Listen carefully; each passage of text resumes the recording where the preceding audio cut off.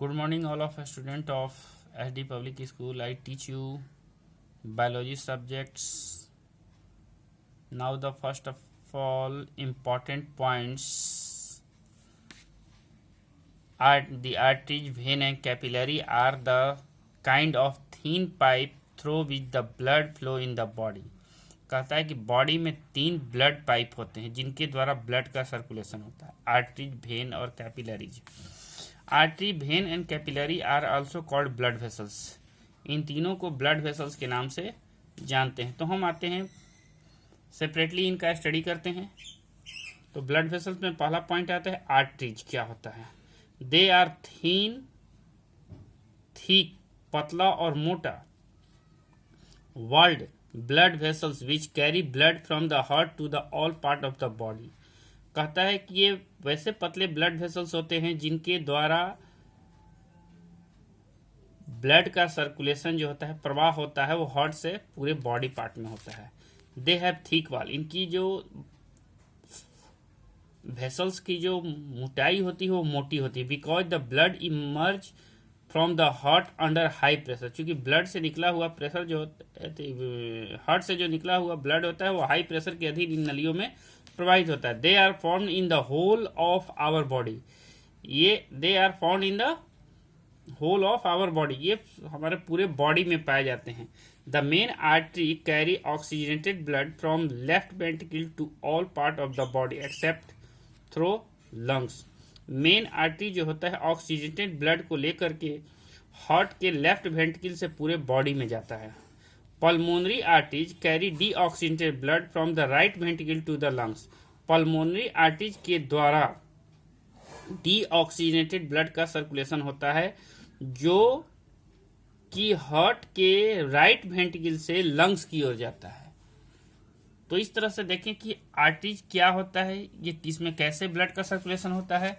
अब आते हैं page number 2. Vein. They are thin walled. ये पतले नलियों वाले ब्लड वेसल्स होते हैं which carry blood from all part of the body back to the heart. जिनमें ब्लड का सर्कुलेशन बॉडी के ऑल पार्ट से हार्ट की ओर होता है.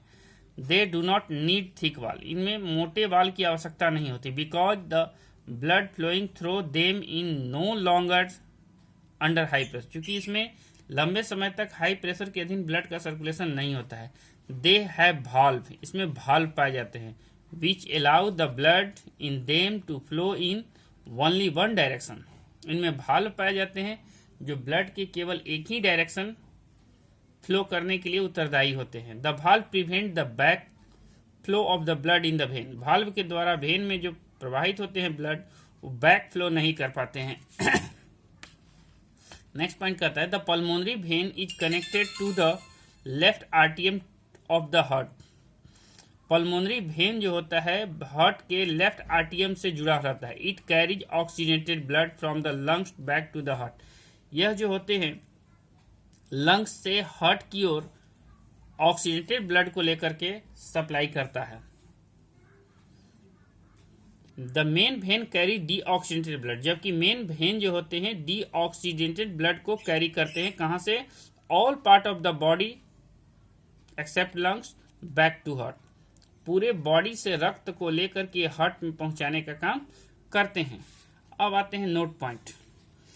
The main difference between an artery and a vein is that an artery carries blood from heart to the body organ.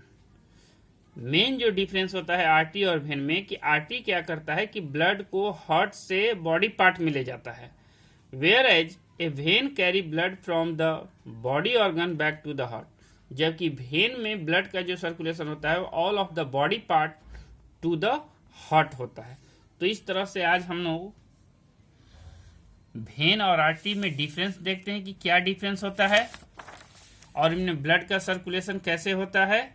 तो आज के लिए इतना ही. Best of good luck. Thank you.